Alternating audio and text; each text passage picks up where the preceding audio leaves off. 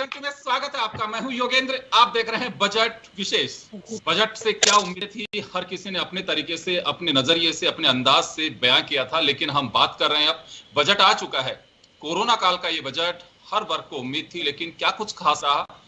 हम अलग अलग सेक्टर के लोगों से अलग अलग समय पे जुड़ रहे हैं। अभी हमारे साथ हमारा पैनल तैयार है और हमारे साथ जयपुर 40 से सुबई अख्तर जी जुड़ी हुई हैं, एग्रो फूड प्रोसेसिंग से विनोद कुमार जी हमारे साथ लखनऊ से जुड़े हैं, वरिष्ठ पत्रकार श्याम सुंदर शर्मा साहब जुड़े हुए हैं जयपुर से हमारे साथ, गुरुग्राम से डॉक्टर सारिका हमारे साथ जुड़ी हुई हैं और कल्याणी सचान हमारे साथ गुरुग्राम रियल एस्टेट के लिए जुड़ी हुई हैं। सभी का स्वागत है। मैं श्याम जी सबसे पहले आपके पास आना चाहूंगा। बजट को लेकर के आम जन की जैसी उम्मीद थी वैसा कुछ माने, या फिर अपेक्षाएं कभी पूरी नहीं हो सकती, बजट ठीक है? देखिए योगेंद्र जी, जैसा कि हमको दिख रहा था कि हम कोविड काल में जो कुछ हमारी अर्थव्यवस्था बिगड़ी है उसके कारण हम कुछ देने की स्थिति में थे नहीं। ये तो साफ नजर आ रहा था कि आम व्यक्ति को राहत की सांस मिले, ऐसा कुछ समझ में नहीं आया। लेकिन ये बात सही है कि हम अपनी परिसंपत्तियां और जो हमारी कंपनीज है उनको बेचने की तैयारी कर रहे हैं, सेल लगाने की बात कर रहे हैं, जिसके माध्यम से हम पैसा इकट्ठा करें। देखिए हमारा बजट जो आप देखेंगे, अगर बजट है 94,000 करोड़ का था, उसे बढ़ा करके 2.23 लाख करोड़ का कर दिया है। साइज तो बढ़ा दिया है। पैसा कहाँ से आएगा ये हमारे पास अभी तक स्थिति बताने को नहीं है। केवल हमारे पास ये है कि हमारे पास संपत्ति है या हमारी जो कंपनियां हैं जो घाटे में चल रही है उसको बेच करके हम पैसा इकट्ठा करेंगे और उसकी खाना पूर्ति करने का प्रयास करेंगे। अब बार बार कहते हैं कि मध्यम वर्ग को आय की कई छूट मिलेगी, नहीं मिली।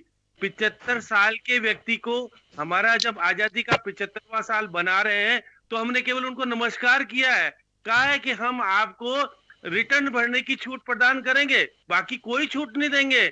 आपको टैक्स तो देना ही पड़ेगा, बैंक भरेगा आपको, बैंक का आपका टैक्स। तो ऐसी स्थिति में ये कहना कि देखिएगा कि सोना में आपने सोने में छूट देखिए कुछ छूट प्रदान की है, लेकिन दूसरी तरफ आप ये देखिएगा कि और विदेशी अगर कोई कपड़ा खरीदेंगे तो उस पर टैक्स लगाए, वो टैक्स लगाने के बाद से। श्याम जी वापस लौट रहा हूं आपके पास, मैं वापस आ रहा हूं आपके पास में। सुबई जी के पास में जाना चाहूंगा मैं, 40 से हमारे साथ जुड़ी हुई है। सुबई जी, आप लोगों ने देखा, काफी आप लोग गौर फरमाते हैं इस पे, बजट को लेकर के, खासकर अगर महिला वर्ग की बात करें, एमएसएमई की बात करें, तो कहां देखते हैं इस बजट में हम? इस बजट में मैं आपको सही बात बताऊंगी कि हिट्स एंड मिसेस वाला हिसाब है। बहुत सी काम अच्छे किए गए हैं बट बहुत से मिसेस हैं। अगर हम विमेन एंटरप्रेन्योरशिप को लेके चलें और इसके ऊपर बात करें तो सही में औरतों के लिए काम नहीं हुआ है उसके ऊपर जो बेनिफिट्स हमको चाहिए थे। सबसे मुश्किल की बात यह है कि एक विमेन एंटरप्रेन्योर को इन्वेस्टमेंट नहीं मिलता है, इन्वेस्टर नहीं मिलता है, तो उनके लिए हमें गवर्नमेंट को ही देखना पड़ता है कि हमें लोन्स मिले, सब चीजें मिले। अगर या फिर वो अपनी खुद की इन्वेस्टमेंट्स खत्म करके आगे लेके आती हैं अपने आप को आगे बढ़ावा देने के लिए। अगर इस बात पे कोई काम होता तो जरूर ये एक वुमेन एंटरप्रेन्योर्स को सशक्त करने की एक मुहिम होती, मगर वो काम नहीं हुआ। मगर दूसरी की तरफ ये कहूंगी कि औरतों के लिए काम जरूर हुआ, वुमेन एंटरप्रेन्योर्स नहीं सही, जिससे सेल्फ हेल्प ग्रुप्स हैं जिनके लिए इंश्योरेंस कवर को 1 लाख से 5 लाख बढ़ा दिया गया, तो वो उसमें हम उनको बेनिफिट मिल रहा है कि वो मुद्रा जैसी या नाबार्ड जैसी योजनाओं के तहत थोड़ा सा उनको फायदा मिल रहा है। रही बात उतनी कि हम बच्चों के सशक्तिकरण का काम कर रहे हैं, हम आगे लेके जा रहे हैं, हमें लगता है कि आगे की आने वाली पीढ़ी सशक्त होगी तो हम सभी लोगों का उद्यम होगा। तो चाहे 15,000 स्कूल्स हों या 100 सैनिक स्कूल्स हों, तो वो एक बहुत ही वेलकम नोशन है। मगर दूसरी तरफ ही आप पेट्रोल फ्यूल वगैरह इतना महंगा कर देते हैं कि हम बच्चों को भेजने के लिए भी भूल जाएं ट्रांसपोर्टेशन कॉस्ट, और एक आम आदमी के लिए जो है खाने पीने की जो दर होती है, चाहे दूध भी अगर है लेना है किसी को तो वो भी इतना महंगा पड़ जाए क्योंकि ट्रांसपोर्टेशन कॉस्ट उस पर ज्यादा है। तो हिट्स एंड मिसेस हैं, इनको किस तरीके से इम्प्लीमेंट करते वक्त कितना सही रहेगा वो तो आने वाला वक्त ही बताएगा। मैं चलिए वापस लौटूंगा आपके पास में, मैं लखनऊ का रुख करना चाहूंगा विनोद जी के पास में। विनोद जी, एग्रो को लेकर के काफी कुछ कहा गया था और एफडीआई की लिमिट भी बढ़ा दी गई है, हालांकि बीमा क्षेत्र में है। कुछ असंगठित क्षेत्र में इन्होंने राहत की बात कही है कि जो किसान मजदूरी कर रहे हैं या मजदूर वर्ग है उसके लिए हम कुछ राहत दे सकते हैं। प्रोसेसिंग यूनिट्स की बात की जा रही है, एमएसपी में 1.5 गुना इजाफा किया है लागत का, कहा जा रहा है ये अनाउंसमेंट में। तो इससे कुछ बेनिफिट होगा, किसान की माली हालत सुधर पाएगी या फिर इंडस्ट्रीज में कुछ बेनिफिट? हाँ, नमस्कार। हेलो, आवाज आ रही है सर? हेलो, आ रही? हाँ, नमस्कार आप सभी को। इसमें जो बजट आया है इसमें 2-3 चीजें सबसे महत्वपूर्ण हैं किसानों की दृष्टि से। एक तो यह है कि जो एमएसएमई में कुछ बढ़ाया गया है उससे काफी राहत मिलेगी किसानों को, और ऐसा एंटरप्रेन्योरशिप को इन्होंने जो युवा है जो कृषि क्षेत्र में जो रुचि ले रहा है उस युवा के लिए एमएसएमई सेक्टर से जो कुछ बढ़त हुई है उससे काफी राहत मिलेगी। दूसरा 2-3 चीजें अगर और हो जाती तो अभी जैसे एपीएमसी में भी कुछ बजट बढ़ाया है तो उससे भी मंडियों की जो संख्या है उसमें बढ़ोतरी होगी। कुछ चीजें अच्छी हैं तो हाँ उससे स्थिति सुधरेगी। कुछ चीजें अच्छी हैं लेकिन कुछ चीजें अगर और होती, जैसे अब आप इसको ये भी कह सकते हैं कि अपेक्षा है, तो अपेक्षा जैसे मनरेगा के बजट को यदि बढ़ाया जाता उस पे एक चूंकि 2-3 चीजें हैं, जैसे उस पे एक तो हार्टिकल्चरल एक्टिविटीज हो जाती जो डायरेक्ट किसानों से एलाइड एक्टिविटीज की बात होती है, पहले से ही है कि मनरेगा में आप एलाइड एक्टिविटी को जोड़ करके कर सकते हैं, तो उससे मध्यम वर्गीय से किसानों को फायदा होता कि एक तो हार्टिकल्चरल एक्टिविटीज हो जाती, एग्रोफॉरेस्ट्री हो जाती, या फिर कुछ मेडिसिनल एरोमेटिक के कल्टीवेशंस होते जो लॉन्ग टाइम के हैं, तो उससे कैश लिक्विडिटी की भी कुछ समस्या हल होती है और सरकार का पैसा वहां पे फोर्स होता। तो ये मनरेगा में भी थोड़ा सा बजट बढ़ाने की आवश्यकता थी। तो और जैसे अभी मंडियों की संख्या और है थोड़ा उसमें भी और फोकस करते तो ये होता। बाकी मिला जुला बजट ठीक है। तो अब डीजल पे भी जैसे किसानों को कोई फायदा नहीं होता जो मध्यम वर्गीय क्षेत्र है, जैसे अभी कुसुम योजना पे कोई बात नहीं करी गई है जिसपे सोलर को फोकस किया जाता है। तो कुसुम योजना पे अगर कुछ बात होती और उस पे और थोड़ा विनोद जी, एक बात मैं जानना चाहूंगा, एक बात मैं कहना चाहूंगा कि आपने कुसुम योजना का जिक्र किया है, ऐसा तो नहीं है कि बजट में पिछली जो चीजें हैं उसका फॉलोअप कोई बताना ही नहीं चाहता कि हाँ उसमें हम कहाँ स्टैंड कर रहे हैं जिसका आप जिक्र कर रहे हैं? जी जी हाँ, मैं उसका भी मैं बताता हूँ।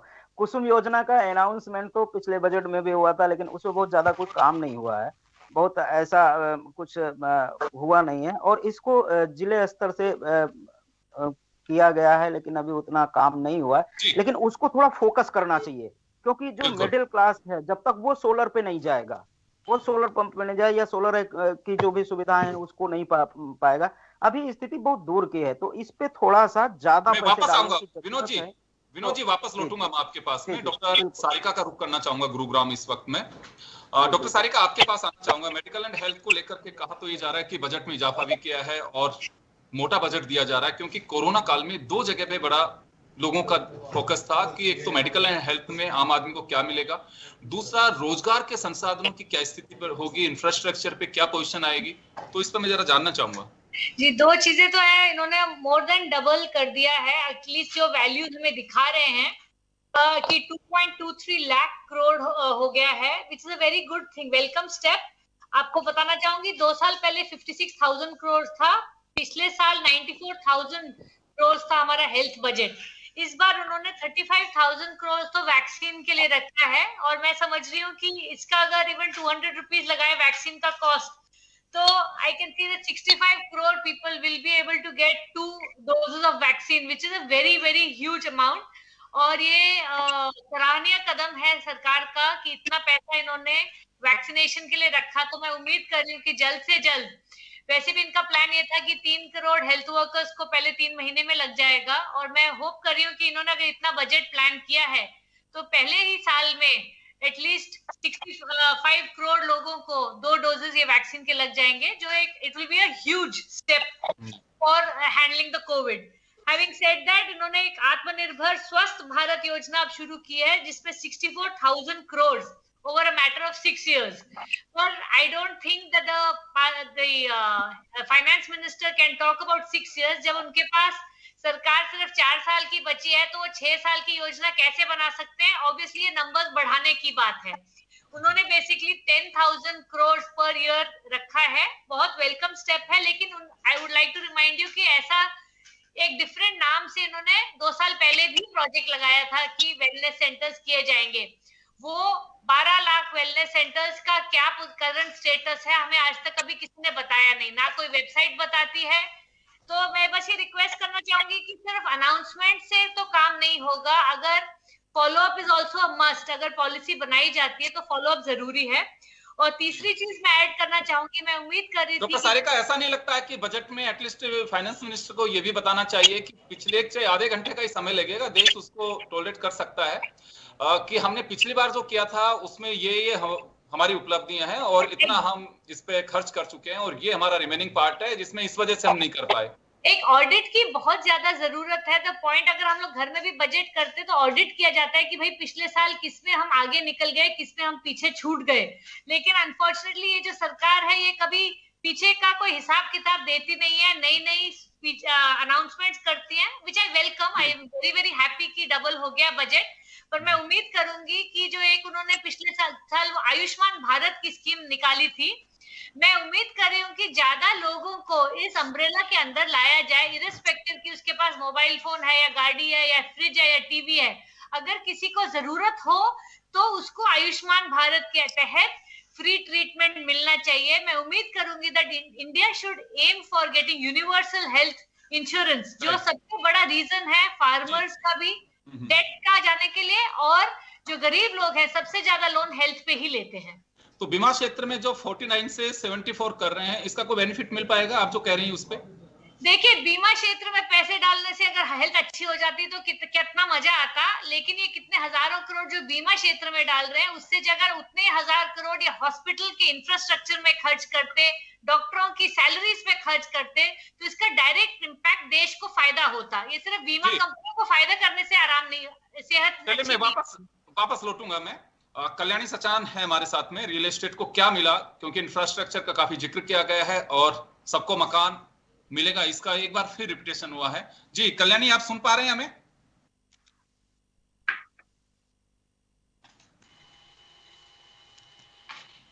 चलिए, शायद हो सकता है कोई टेक्निकल फॉल्ट हो, वो अब हमसे जुड़ नहीं पा रही है. मैं एक बार वापस उबई जी का रुख करना चाहूंगा. मैडम, आपके पास आना चाहूंगा. इंडस्ट्री को लेके काफी कुछ ये था कि बड़ा एम्प्लॉयर आज है तो इंडस्ट्री है. अब सरकारी नौकरियों की और लोगों को भी इस बात का भरोसा है कि सरकारी नौकरियां इतनी नहीं मिल पाती, हमें प्राइवेट सेक्टर पे ही गौर करना होगा. लेकिन उस सेक्टर को हम उठा सके, क्योंकि ये सरकार खुद भी मानती है कि कोरोना काल में काफी कुछ नुकसान हुआ है, तो उस पर कुछ ऐसी किरणें दिखाई दे रही हैं कि हाँ बिल्कुल ये योजनाएं हैं जो हमें वापस बाहर निकाल सकेंगी. योजनाएं तो बहुत हैं. योजनाओं पे अगर मैं कहूँ कुछ पॉजिटिव्स तो हैं, जैसे इन्वेस्टमेंट क्लियरेंस सेल की बात हुई है, जो end to end investment assistance देगा, या फिर टैक्स ऑन प्रॉफिट स्टार्टअप्स के लिए दिया गया है. INR 25 करोड़ से 100 करोड़ तक बढ़ा दिया गया है, लिमिट बढ़ा दी गई है. एक्सटेंशन जो है टैक्स रिडक्शन के लिए 7 साल से 10 साल तक कर दिया गया है. मतलब टैक्स रिडक्शन को अवेल करने का, वो भी एक ब्रीदर है. तो पॉलिसीज तो बढ़िया आई ही हैं कि आप नो टैक्स हैरेसमेंट पॉलिसीज की आपने एक बात की है. पॉलिसीज का आना अपना एक जगह अलग होता है, उनका इम्प्लीमेंटेशन अलग होता है. जैसे अभी थोड़ी देर पहले डॉक्टर सारिका ने बताया हमको कि आयुष्मान भारत की पॉलिसी तो आई थी, उस पर क्या इम्प्लीमेंटेशन था, कोई ऑडिट नहीं है, कोई कुछ नहीं है. और आपने भी कहा कि कहीं ना कुछ इस तरीके से होना चाहिए कि हमने पिछले साल ये मुहिम की थी, यहाँ तक इसे लेके आए, यहाँ से इसको आगे एक्सटेंड करेंगे. गवर्नमेंट कहीं ना कहीं इम्प्लीमेंटेशन में पीछे छूट जाती है. मैंने वही कहा, पॉलिसीज अच्छी हैं, मगर इम्प्लीमेंटेशन की पोजीशन पे गौर करना होगा. इम्प्लीमेंटेशन कितना आगे होता है वो वक्त ही बताता है. चलिए विनोद जी, आपके पास आना चाहूंगा. थोड़ा शॉर्ट में चाहूंगा मैं. मूल बात ऐसी क्या लगती है कि जो छूट गई है बजट में होनी चाहिए? बजट में तो एक्चुअली ऐसा कुछ नहीं, लेकिन कुछ और अच्छा हो सकता था. अब जैसे प्रधानमंत्री सम्मान निधि में पिछला बजट 75,000 करोड़ का था, जिसको 65,000 करोड़ कर दिया गया है। पीछे भी इम्प्लीमेंटेशन में बहुत सारी खामियां थी, जिनको कि कुछ ज्यादा को मिलना था और कम को ही मिल पाया, लेकिन उसके बावजूद बजट को कम किया गया है, जबकि बजट और होना चाहिए था, इससे लोगों को राहत मिलती, जो किसानों को, कि अब वो 12,000 6,000 के बजाय अगर 12,000 हो जाता तो थोड़ा और राहत मिलती, लेकिन उसको होने के बजाय कम हो गया, तो इससे काफी फर्क पड़ेगा किसानों पे जरूर। जी चलिए बहुत ज्यादा। श्याम जी आपके पास आना चाहूंगा मैं, श्याम जी आपके पास आना चाहूंगा मैं एक बार।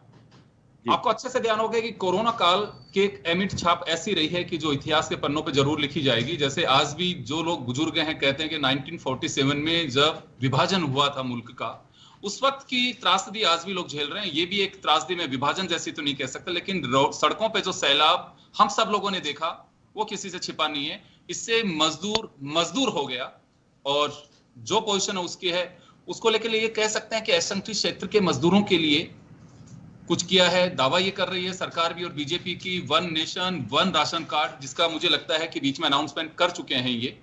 उसकी क्या स्थिति है आई डोंट नो, बट आपको लगता है कि असंगठित क्षेत्र के मजदूरों के लिए उनके दिन अच्छे आएंगे, ऐसा कुछ है? देखिए योगेंद्र जी, मजदूरों के लिए one nation one ration card बना दिया तो उससे क्या होगा, 5 किलो अगर उसको गेहूं मिल जाएगा, यदि कोई शक्कर मिल जाएगी, थोड़ा बहुत मिल जाएगा, तो उससे कुछ का भला होने वाला नहीं है। उसको वहां जहाँ रहता है उसको किराए का मकान नहीं मिलता। अब किराए का उन्होंने कहा है कि छूट दी है कि किराए का मकान मिल सके, अफोर्डेबल हाउस बन सके, ये करे, थोड़ी बहुत कहने का तो कहा प्रयास किया है कि कुछ मिले, लेकिन मिलता दिख रहा नहीं है। आप देखिएगा, मैं तो फिर वही कह रहा हूँ कि ये चुनावी बजट ज्यादा है, 4 राज्यों में चुनाव होंगे, उनको काफी फोकस किया गया है। उनको फोकस कर रहे हैं कि हम वहां पे रोड बनाएंगे, हाईवे बनाएंगे। हाईवे कब बनेंगे? देखो पीपीपी निजीकरण की तरफ जा रहा है देश पूरा का पूरा। अब जब मनमोहन सिंह जी कहते थे कि पेड़ पे पैसा लगता है, 31वां बजट है उदारीकरण का, 31वां बजट है उदारीकरण का, तो हमें ये तो आपको ध्यान है कि ओपन मार्केट है और जो इकोनॉमी का जो मॉडल हमने अडॉप्ट किया है, तो उसमें इन सब चीजों को तो सावधान रहना ही होगा कि आपको उनको फेस भी करना होगा। माफ करिएगा जी। लेकिन योगेंद्र जी, मैं कह रहा हूं कि जब मनमोहन सिंह जी कहते थे पेड़ पे पैसे लगते हैं क्या, आज ये प्रधानमंत्री जी भी उसी निगाह पे जा रहे हैं। उनको भी अब समझ में आ रहा है कि उदारीकरण यूपीए सरकार ने शुरू किया था, फिर अटल जी लाए थे, अब ये भी कह रहे हैं हम प्राइवेटाइजेशन करेंगे। जिस प्रकार से डिसइन्वेस्टमेंट किया था अटल जी ने, वो आज तक ये कहना चाह रहे हैं आप कि हम अपोजिशन में रहते हैं तो नजरिया बेशक कुछ भी हो, लेकिन इस सिस्टम से आप बाहर नहीं निकल सकते। ये एक दुनिया ने इसे स्वीकार किया है, आप इससे बाहर नहीं निकल सकते। डॉक्टर सारिका, कम समय में 30 सेकंड में आपकी बात सुनना चाहूंगा। हेल्थ सेक्टर को लेकर बात की गई, या फिर हम एक सबसे बड़ी जो चिंता का विषय है कि पॉल्यूशन को लेकर के, आपको लगता है कि हेल्थ पे क्या पोजीशन है? अभी भी कुछ राहत की बात है इसमें? पोल्यूशन पे तो सिर्फ नाम वो बोलने के लिए बोला गया है कि आप अपनी गाड़ी बदल दीजिएगा 20 साल में, but I don't see that anything major has been done on the pollution aspect. आपको पता है कोविड के टाइम में जब सारे स्टेट्स को अपना जीएसटी का वो पैसा नहीं मिला, उस टाइम पे एक 20,000 करोड़ का सेंट्रल विस्टा प्रोजेक्ट ऑन है। I mean it is a very arrogant step कि भाई मेरे पास तो तुम्हारे को खाना रोटी देने के लिए पैसे नहीं है, लेकिन मैं अपना महल बना के रहूंगा। It is very very disheartening. चलिए, मैं माफी चाहूंगा, समय का अभाव में रोकना चाहूंगा तमाम अतिथियों को जो अपने रिएक्शंस जन टीवी के साथ उन्होंने शेयर की है। ये वो एक्सपर्ट्स हैं जो काफी हमारे साथ में पहले भी जुड़े हुए हैं और जिनसे रिक्वेस्ट की गई थी कि बजट को थोड़ा सा एनालिसिस तरीके से आप देखिएगा, और अपने विचार उन्होंने रखे। बहुत बहुत शुक्रिया आप सभी का। बजट विषय इसमें इतना ही, दीजिए इजाजत, नमस्कार।